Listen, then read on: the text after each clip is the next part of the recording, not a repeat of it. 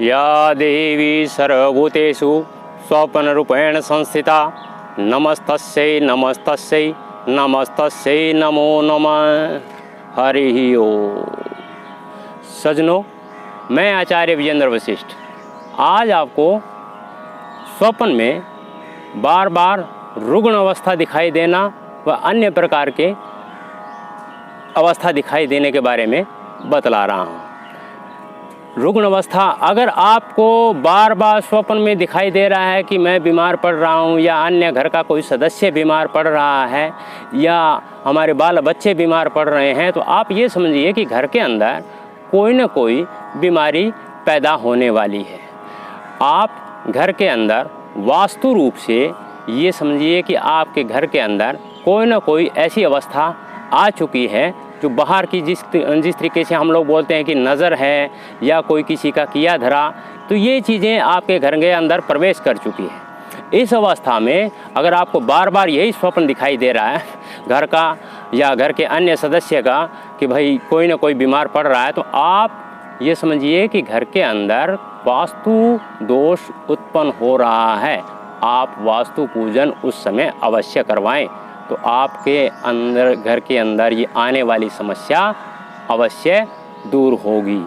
ऐसे ही किसी भाई को यदि बार बार एक्सीडेंट दिखाई दे रहा है कि हम कहीं ना कहीं एक्सीडेंट हो रहे हैं, तो ये भी एक अकाल मृत्यु योग को पैदा करता है। उस समय भी आप अकाल मृत्यु पूजा अवश्य करवाएं।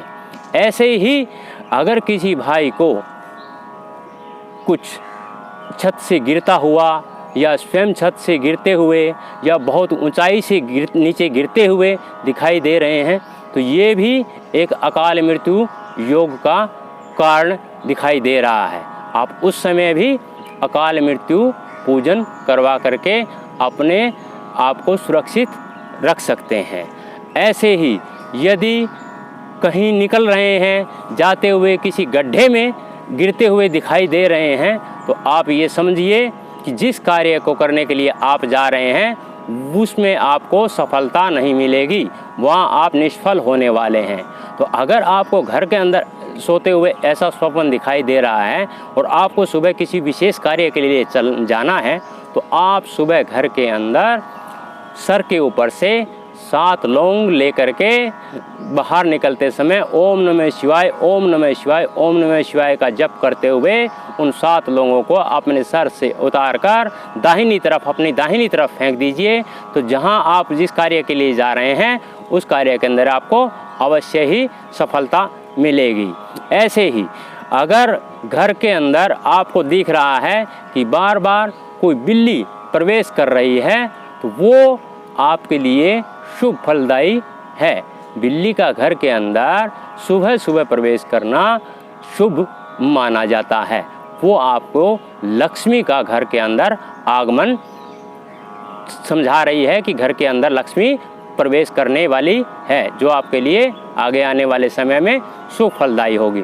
तो श्रीमान, आज आपने इस एपिसोड में स्वप्न में मृत्यु कारक जो स्थिति होती है उसके बारे में जाना है। अगले किसी एपिसोड में फिर हम आपको अन्य स्वप्न के बारे में बतलाएंगे। हर हर महादेव।